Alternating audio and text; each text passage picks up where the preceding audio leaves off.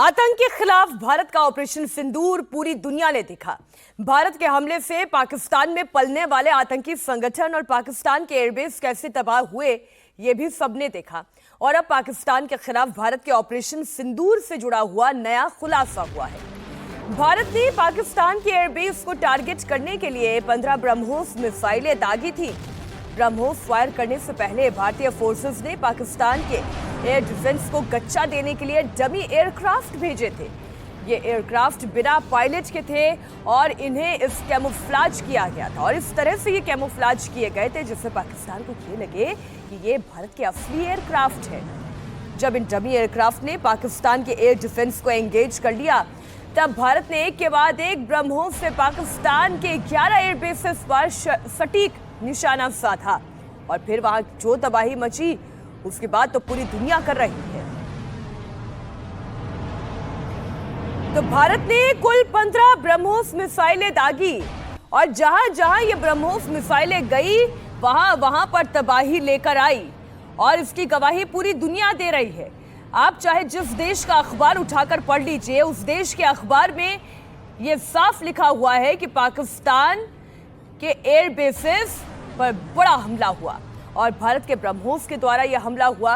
लेकिन ये पूरा ऑपरेशन कैसे चला, इसे अब स्टेप बाय स्टेप मैं आपके सामने रखने जा रही हूं। 9 और 10 मई की दरमियानी रात, आपको भी बहुत बेहतरीन तरीके से वो रात याद होगी, ब्रह्मोस का हमला जब पाकिस्तान के एयरबेस धुआं हुए थे, आप याद करें। इस रात को यह प्लान बनाया गया कि ब्रह्मोस से हमला किया जाएगा। खैर, प्लान तो पहले बना दिया गया, लेकिन यह हो गया कि ब्रह्मोस से यह हमला होगा। अब स्टेप 1 क्या था? भारत ने पायलट के बगैर डमी एयरक्राफ्ट भेज दिए। एक एयरक्राफ्ट वो होते हैं जिसमें पायलट सवार होते हैं, लेकिन ये डमी एयरक्राफ्ट थे। पाकिस्तानी रेडार और HQ-9 एयर डिफेंस सिस्टम को एक्टिवेट कर दिया क्योंकि डमी एयरक्राफ्ट थे। ऐसा लगा कि इसी के अंदर पायलट सवार है और ये पाकिस्तान पर अटैक करने जा रहा है। भारत को पाकिस्तानी एयर डिफेंस का पता चला, यह समझ में आ गया कि कैसे ये एयर डिफेंस काम कर रहा है। अब अगले स्टेप पर आते हैं। इसके बाद भारत ने पाकिस्तान के एयर ग्रिड पर इजरायली हारो ड्रोन और दूसरे हथियारों से हमला किया। अगले स्टेप पर लेकर आया ऑपरेशन सिंदूर को। अब अगला स्टेप क्या है वो आप देखें। पाकिस्तान पर हारो ड्रोन और दूसरे हथियारों से भारत ने अटैक किया। Air defence, radar, control and command system को यह डायरेक्ट अटैक था। जैसे ही आप किसी देश के रेडार को ध्वस्त करते हैं, उसे ब्लाइंड बना देते हैं, तो अगला एक्शन उस मुल्क के लिए लेना बड़ा मुश्किल हो जाता है और यही भारत ने किया। पाकिस्तान के air defence, radar, control and command centre को उन्होंने सिस्टम को टारगेट किया और उनके सिस्टम को उन्होंने खराब कर दिया, निस्तनाबूद कर दिया, या यूं कहें। अब अगला स्टेप आप देखिए। जैसे ही पाकिस्तानी एयर डिफेंस सिस्टम नाकाम हुआ, एयरफोर्स ने लंबी दूरी तक मार करने वाली मिसाइलों से हमला करना शुरू कर दिया। अब लंबी दूरी की मिसाइलों का अटैक हुआ। लंबी दूरी की मिसाइलें कौन सी हैं भारत के पास, आप जानते हैं।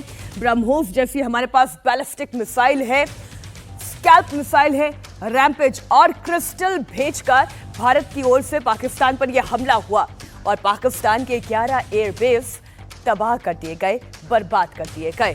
और नुकसान कितना बड़ा हुआ, किसी का रनवे खराब हो गया, किसी का हैंगर नष्ट हो गया, किसी का रनवे हैंगर दोनों बर्बाद हो गया, एयरक्राफ्ट तबाह हो गए। ये बड़ा नुकसान पाकिस्तान को हुआ।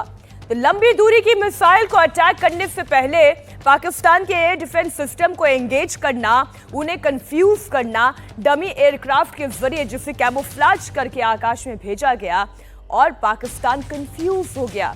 उसका पूरा एयर डिफेंस सिस्टम उसी डमी एयरक्राफ्ट के साथ एंगेज हो गया। मेरे सहयोगी मनीष प्रसाद इस वक्त जुड़े हुए हैं। मनीष, जबरदस्त टैक्टिक्स का इस्तेमाल किया गया, पाकिस्तान को इस कदर कंफ्यूज कर दिया गया कि सारा सिस्टम डमी एयरक्राफ्ट को एंगेज करने में लगा और इधर ब्रह्मोस ने अपना काम कर दिया। मीनाक्षी, यही भारतीय वायुसेना की खासियत थी इस पूरे ऑपरेशन में। जिस एयर डिफेंस का हम बार बार जिक्र कर रहे थे, दरअसल वो एयर डिफेंस मैकेनिज्म के तहत इसको पूरी तरह से डिसेप्शन प्रणाली का इस्तेमाल किया गया। इसका मतलब है अनमैन्ड एयरक्राफ्ट जो कि कैमोफ्लेज से भारतीय वायुसेना की तरह दिखने वाले हुलिये में और फिर रडार में ये सिग्नेचर कैच हुआ कि भारतीय वायुसेना के एयरक्राफ्ट आ रहे हैं।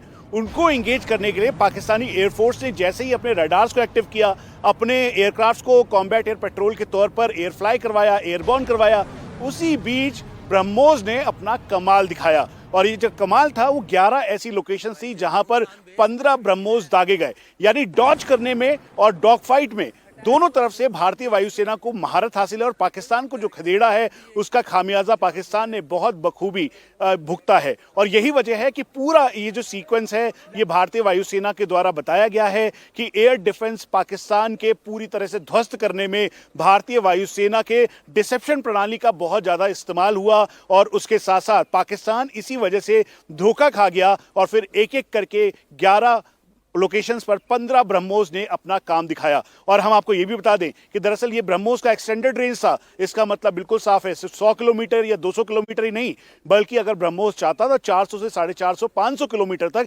पाकिस्तान के किसी भी एरिया को ध्वस्त करने की ये काबिलियत रखता है। और हमारे पास पूरा टारगेट फोल्डर सेट था। टारगेट फोल्डर का मतलब है साधारण शब्दों में, जैसे ही पाकिस्तान की तरफ से हरकत शुरू हुई थी, हमारा ये तय था कि अब हमने वो लोकेशन चुन लिए हैं। 11 ही नहीं बल्कि कुल मिला के 20 से ज्यादा ऐसी लोकेशन थी जहां पर भारतीय वायुसेना और सेना के साथ ज्वाइंटली ये तैयार किया गया था टारगेट फोल्डर। इसका मतलब इन एरिया को सप्रेस करना है और डिस्ट्रॉय करना है। इसी वायुसेना के टर्म्स में आप इसे समझ लीजिए तो इसे सियार्ड और डियार्ड कहते हैं, यानी suppress of enemy air defence system. यानी जो मतलब ये जबरदस्त भारत की रणनीति रही है। देखिए मनीष, पहले पाकिस्तान ये सोच रहा था कि शायद उसके एयरबेस पर, उसके मिलिट्री इंस्टॉलेशंस पर टारगेट किया जाएगा, लेकिन क्योंकि ये जंग तो आतंकवाद के खिलाफ थी, इसलिए ऑपरेशन सिंदूर के तहत आतंकवादियों के अड्डे को टारगेट किया गया। और जब ये पाकिस्तान सोच रहा था कि भारत का अगला टारगेट क्या होगा, तब भारत ने गुमराह करके पाकिस्तान को उसके 11 एयरबेसेस को ब्रह्मोस के जरिए कैसे तबाह किया, इसकी पूरी कहानी मैंने आपके सामने रखी। भारत के ब्रह्मोस अटैक से पाकिस्तान इतना दहल गया है कि वो सीज़फायर की भीख मांग रहा है। जो पाकिस्तान गीदड़ भपकी देता था और वो युद्ध बंदी की गुहार लगा रहा है। On the ceasefire, I mean, what you call ceasefire, we call cessation of firing and military action. We achieved, the goals which we set out to do by destroying the terrorist infrastructure in Bahawalpur, Muridke, Muzaffarabad and other places. So after that, I think since the key goals were achieved, I think we reasonably took the position because even at that start, at the start of the operation, we had sent a message to Pakistan saying we are striking at terrorist infrastructure, we are not striking at the military, so the military has an option of standing out and not interfering in this process. They chose not to take that good advice. Now, once they got hit as badly as they did on the morning of May 10th, and all of you have seen the today the satellite pictures which actually bring out very graphically how much damage we did. By the way, the satellite pictures also bring out how little damage they did. So these pictures I think will tell you what a hit they took, and the same people who are not willing to stand down on 7th May were willing to talk and stand down on the 10th of May. It is very clear who wanted the cessation of firing. Pakistan की धरती पर BrahMos missile ने ऐसी आग उगली कि आतंक का अड्डा धुआं धुआं हो गया। पाकिस्तान के पूर्व एयर चीफ मार्शल ने सच को कबूल भी कर लिया। ये माना कि पाकिस्तान के भुलारी एयरबेस पर भारत के 4 ब्रह्मोस से हमला किया गया था और इस अटैक में पाकिस्तानियों को बहुत ज्यादा नुकसान भी हुआ।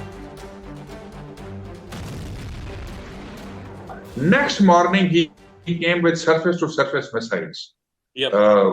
वो भी फिर आर्मी और एयरफोर्स ने, आर्मी ने अल्फता हमारे मिसाइल मारे और एयरफोर्स ने, ये जो आप सुबह की बात कर रहे हैं, जी ये 10 की सुबह को हुआ, बिकॉज मेरी कुछ लोगों से बात भी हुई। उस बेस के ऊपर 4 surface to surface BrahMos missile आए। सरफेस टू सरफेस या एयर टू सरफेस, ये मुझे नहीं पता। तो पायलट्स जो हैं वो पहले दौड़े कि वो अपने जहाजों को सिक्योर करें। अच्छा। और जैसे पहला आया वो जूम करके ऊपर से दूसरा आया, फिर तीसरा आया, फिर चौथा आया। जो कि अनफॉर्चुनेटली बुलारी में डायरेक्टली आके एक हैंगर पे लगा, जहां पे कि एक हमारा एवैक्स खड़ा था जो डैमेज हुआ, जहां पे शहादतें भी हुई। मसूद अख्तर हैं जिनका बयान आप सुन रहे हैं, ये पाकिस्तान के मार्शल रह चुके हैं। वो खुद ये कह रहे हैं कि किस तरीके से एयरबेस को नुकसान पहुंचा है। आप दोबारा सुने उनका बयान। Next morning he came with surface to surface missiles. वो भी फिर आर्मी और एयरफोर्स ने, आर्मी ने अल-फतह हमारे मिसाइल मारे और एयरफोर्स ने, ये जो आप सुबह की बात कर रहे हैं जी जी, ये 10 की सुबह को हुआ, बिकॉज मेरी कुछ लोगों से बात भी हुई। उस बेस के ऊपर 4 surface to surface BrahMos missile आए। सरफेस टू सरफेस या एयर टू सरफेस ये मुझे नहीं पता। तो पायलट्स जो हैं वो पहले दौड़े कि वो अपने जहाजों को सिक्योर करें। अच्छा।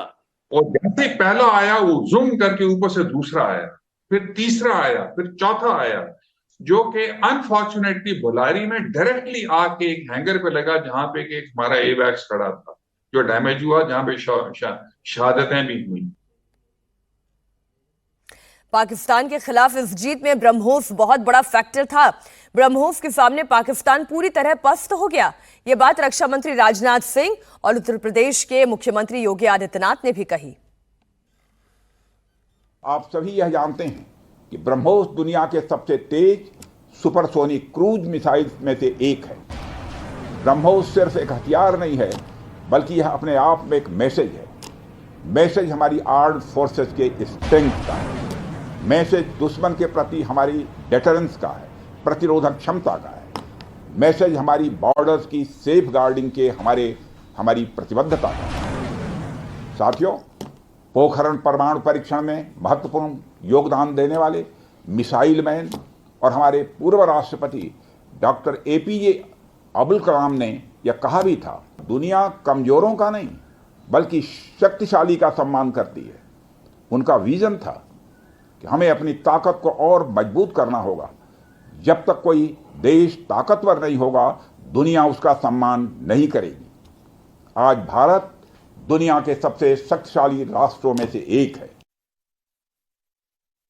ब्रह्मोस मिसाइल क्या होती है, अभी आपने ऑपरेशन सिंदूर के अंदर इस मिसाइल के पराक्रम की एक झलक देखी होगी, और नहीं देखी होगी तो कम से कम पाकिस्तान वालों से पूछ लेना चाहिए कि ब्रह्मोस मिसाइल की ताकत क्या है। किसी भी स्वावलंबी देश के लिए आवश्यक होता है कि अपनी रक्षा आपूर्ति के लिए वह दुनिया के अन्य देशों पर निर्भर होने की बजाय स्वयं उस लक्ष्य को प्राप्त करे।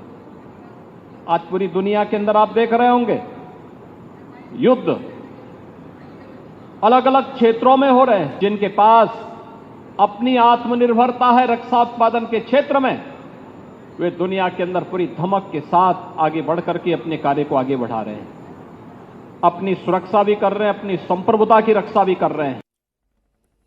भारत पाकिस्तान के बीच सीजफायर जारी है, लेकिन पाकिस्तान को भारत के पलटवार के बाद सीजफायर टूटने का डर रह रहकर सता रहा है। PPP यानी पाकिस्तान पीपल्स पार्टी के चीफ बिलावल भुट्टो ने चिंता जताई है, कहीं सीजफायर टूटा तो क्या अंजाम होगा। बिलावल ने सीजफायर जारी रखने को एक इम्तिहान की घड़ी बताया।